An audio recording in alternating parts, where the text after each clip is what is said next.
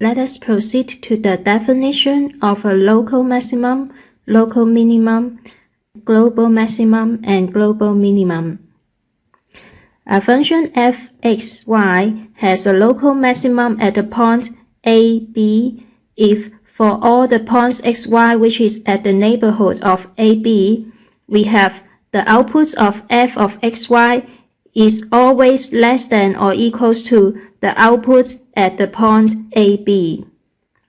On the other hand, a function f(x,y) has a local minimum at the point a, b if for all other points which is on the neighborhood of AB, their output is always greater than or equals to the function output at this point AB.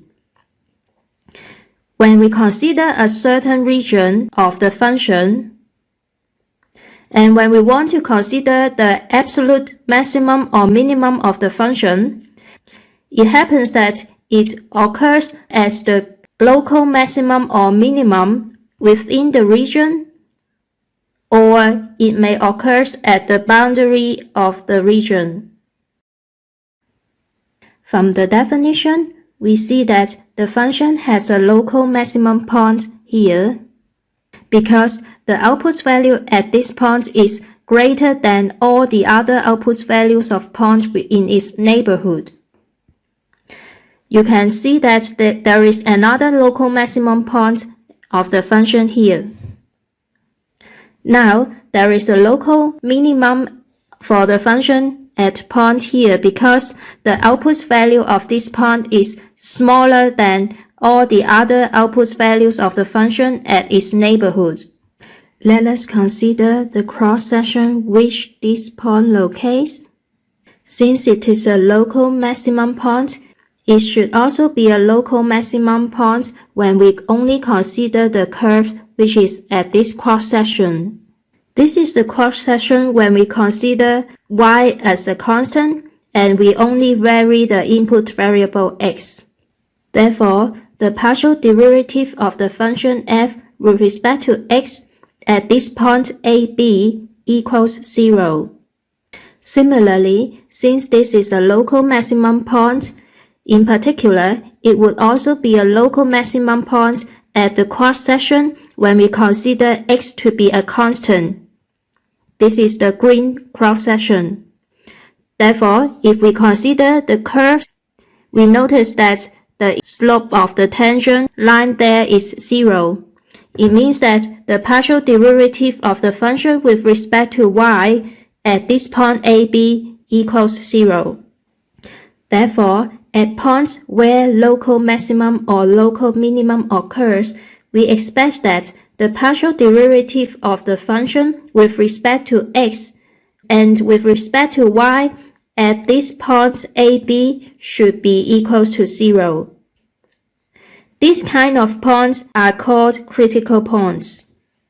It is possible to have a critical point which is neither a local maximum nor a local minimum. For example, we can refer to the red point here. It is so special because if we consider the cross-section, the yellow cross-section, which is the cross-section for which the x is constant and we are only changing the value of y, then you can see that along this yellow line here, the red point is a local minimum point. Whereas, if we consider the green cross-section, this is the cross-section where we have fixed the value of y and only changing the value of x. And if we consider the curve here, the green curve here, we can see that the red point here is the local maximum point. We say that this point is a saddle point. There is no equivalent point for functions of one variable with this property. Before we proceed to the theorem for function of two variables, let us review the second derivative test for a function of one variable z equals fx.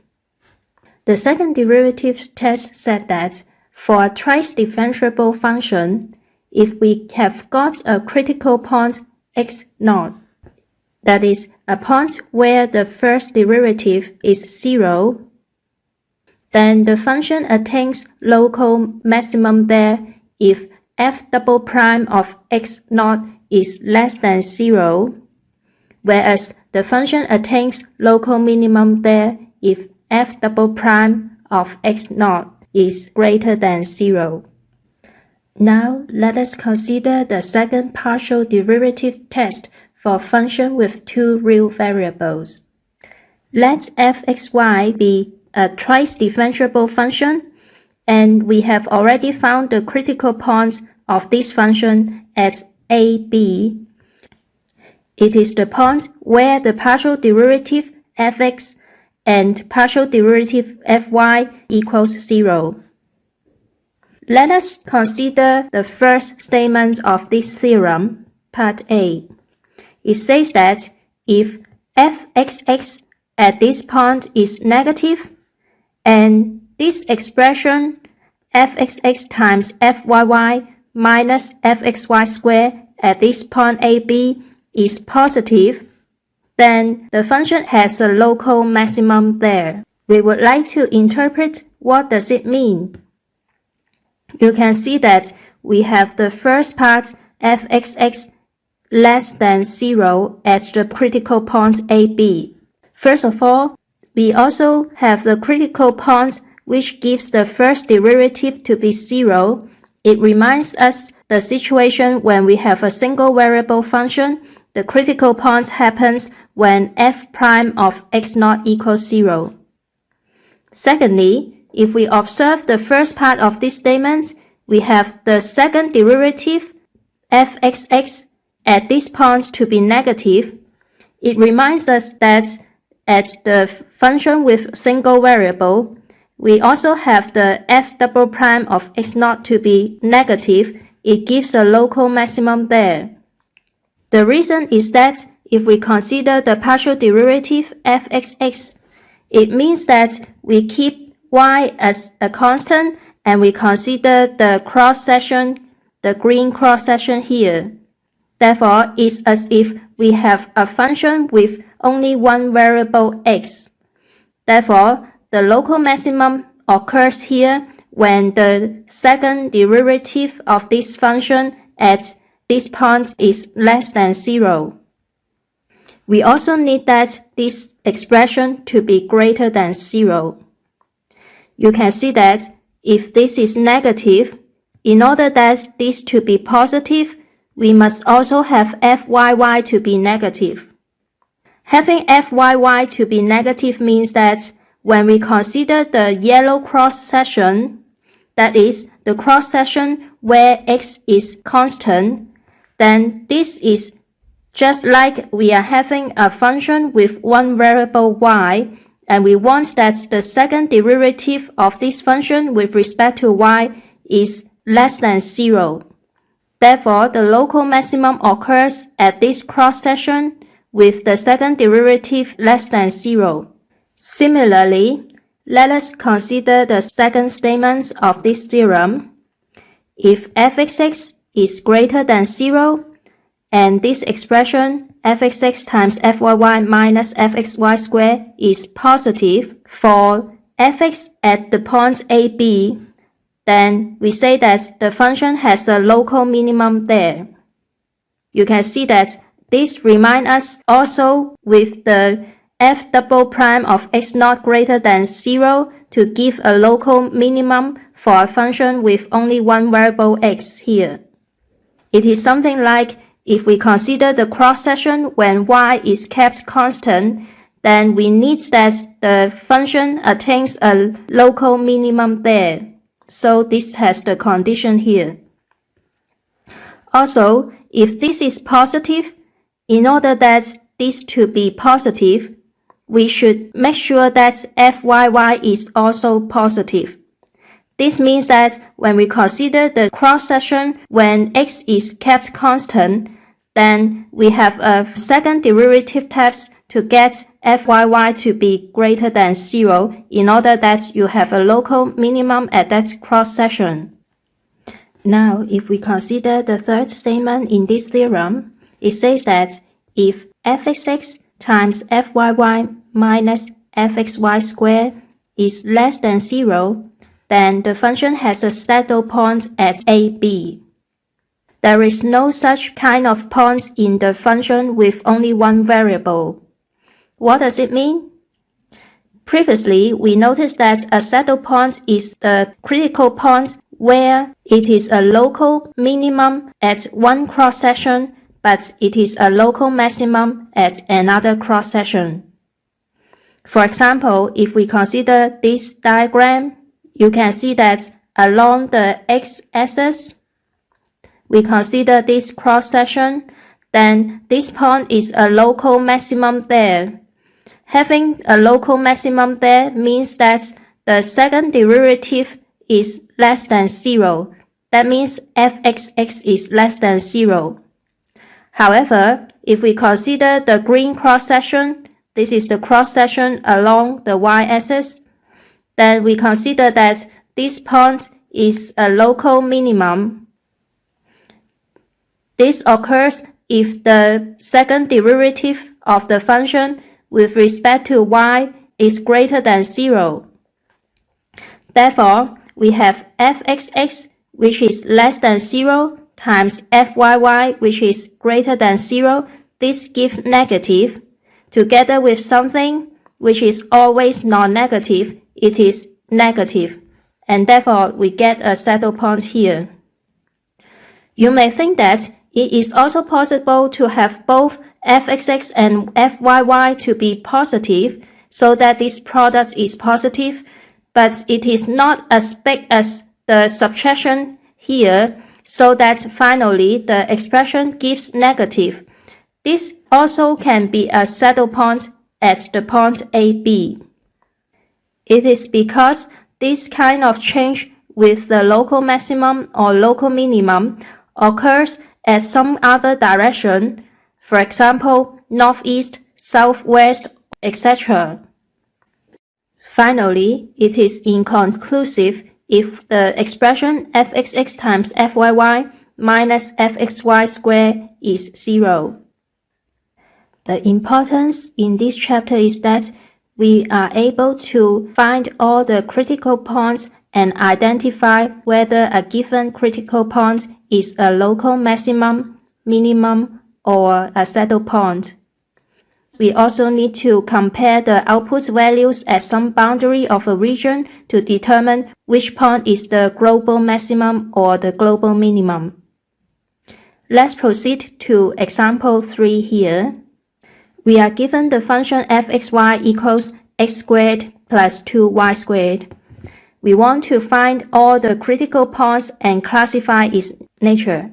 In order to find the critical points of a function, we consider taking the partial derivative of this function with respect to x and with respect to y. So we get fx to be 2x and fy to be 4y here. The critical points are the points with fx equals 0 and fy equals to 0. So we get a system of linear equation, and we solve for both x and y to get x equals to 0 and y equals to 0 here. So 0, 0 is the only critical point here. Now we want to identify this critical point by second partial derivative test. What we need is to consider all the second derivative, namely fxx, fyy, and fxy at this position 0, 0.